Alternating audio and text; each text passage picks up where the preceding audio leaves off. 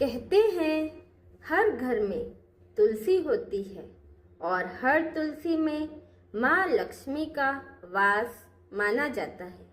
लेकिन क्या कभी आपने सोचा है तुलसी विवाह क्यों मनाया जाता है? क्या सच में यह भगवान विष्णु और तुलसी माता का दिव्य मिलन है या फिर इसके पीछे कुछ ऐसा रहस्य है जो हमें अब तक बताया नहीं गया? आइए जानते हैं। संत रामपाल जी महाराज के अनुसार तुलसी जी की वास्तविक उत्पत्ति और तुलसी विवाह का सही अर्थ। हिंदू धर्म ग्रंथों के अनुसार तुलसी जी कोई साधारण पौधा नहीं बल्कि देवी लक्ष्मी का अवतार मानी जाती है। कथा आती है कि एक समय जालंधर नाम का असुर था जिसकी पत्नी वृंदा अत्यंत पतिव्रता थी। उसके पतिव्रता धर्म के प्रभाव से जालंधर को कोई देवता भी पराजित नहीं कर पा रहा था। तब भगवान विष्णु ने छल से जालंधर का रूप धारण कर वृंदा का पतिव्रत भंग कर दिया। जब वृंदा को यह पता चला तो उसने विष्णु को श्राप दिया कि तुम पत्थर बन जाओगे और वह स्वयं अग्नि में जलकर भस्म हो गई। उसी भस्म से तुलसी पौधे का जन्म हुआ। इसलिए तुलसी को वृंदा का ही रूप माना गया और विष्णु को शालिग्राम कहा गया। उनके विवाह को ही आज लोग तुलसी विवाह के रूप में मनाते हैं। अब सवाल उठता है, क्या यह कथा और यह विवाह वास्तव में शास्त्रों में वर्णित है? संत रामपाल जी महाराज कहते हैं, तुलसी विवाह ऐसी परंपराएं शास्त्र विहित नहीं है। श्रीमद् भगवत गीता अध्याय 16 श्लोक 23-24 का उदाहरण देते हैं, जहाँ कहा गया है कि जो व्यक्ति शास्त्रों को छोड़कर मन माने रीति रिवाजों का पालन करता है वह न सुख पाता है, न सिद्धि, न ही मोक्ष। तुलसी विवाह, शालिग्राम पूजा और देवी देवताओं की परस्पर शादियाँ, ये सब मानव निर्मित कथाएं हैं जिनका प्रमाण वेद, गीता या पुराणों के मूल सत्य ग्रंथों में नहीं मिलता। संत रामपाल जी स्पष्ट करते हैं, भगवान विष्णु सर्वशक्तिमान है। उन्हें विवाह करने या स्त्री रूप लेने की आवश्यकता ही नहीं है। ये सब मिथक उस काल के हैं जब भक्ति की सच्ची दीक्षा खो गई थी। संत रामपाल जी महाराज इस कथा को प्रतीकात्मक दृष्टि से समझाते हैं। उनके अनुसार वृंदा का अर्थ है भक्ति और विष्णु का अर्थ है परमात्मा की शक्ति।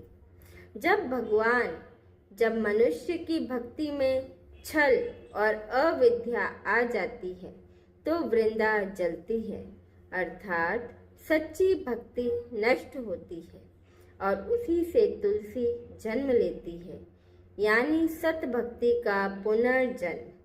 इसलिए तुलसी का पौधा पतिव्रता का प्रतीक है, परंतु इसका विवाह संस्कार करना केवल प्रतीकात्मक बात है, न कि शास्त्रीय अनिवार्यता।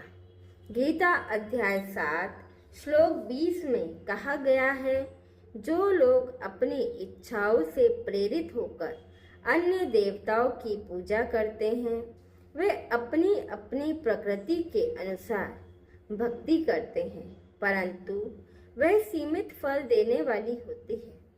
संत रामपाल जी कहते हैं, तुलसी विवाह जैसी पूजा से मोक्ष नहीं, केवल क्षणिक पुण्य फल मिलता है। शास्त्रों में भगवान को पाने का मार्ग सतगुरु की शरण में जाकर सही नाम दीक्षा प्राप्त करना बताया गया है, न कि किसी पौधे का विवाह कराना या उपवास रखना। संत रामपाल जी यह भी कहते हैं कि तुलसी का पौधा हमारे वातावरण को शुद्ध करता है, इसलिए उसे घर में लगाना शुभ और लाभकारी है, परंतु उसके सामने दीपक जलाना या विवाह संस्कार करना कोई आध्यात्मिक अनिवार्यता नहीं है। सही भक्ति का अर्थ है उस परमात्मा की उपासना जो सर्वशक्तिमान है, जो सृष्टि का रचयिता है और जिसे कबीर साहिब ने कादिर कहा है। तुलसी विवाह को उन्होंने लोक परंपरा कहा है, ना कि मोक्ष मार्ग। तुलसी विवाह हमें याद दिलाता है कि हर धार्मिक अनुष्ठान का उद्देश्य होना चाहिए आत्मज्ञान, सच्ची भक्ति और ईश्वर से निकटता। लेकिन यदि परंपराएं केवल दिखावे में बदल जाए तो वह अपने मूल उद्देश्य से भटक जाती है। संत रामपाल जी का संदेश है, सिर्फ परंपरा नहीं, प्रमाण को मानो। जो कार्य शास्त्र अनुसार नहीं है उसे अंधविश्वास मत बनाओ। तो भाइयों और बहनों, अब जब तुलसी विवाह का समय आए तो तुलसी जी का सम्मान अवश्य करें, पर सच्चा पूजन करें अपने अंतर मन में स्थित उस परमात्मा का जो हर जीव के भीतर है। यही संत रामपाल जी महाराज का संदेश है। सतगुरु की शरण लेकर सत्य नाम का जाप करो, वही सच्चा तुलसी विवाह है, जहाँ आत्मा का मिलन परमात्मा से होता है। अगर आपको यह वीडियो ज्ञानवर्धक लगा हो तो इसे लाइक, शेयर और कमेंट जरूर करें और ऐसे ही आध्यात्मिक रहस्यों पर वीडियो पाने के लिए सब्सक्राइब करें कबीरा लाइब्रेरी। हमारे साथ बने रहने के लिए धन्यवाद। सत साहिब।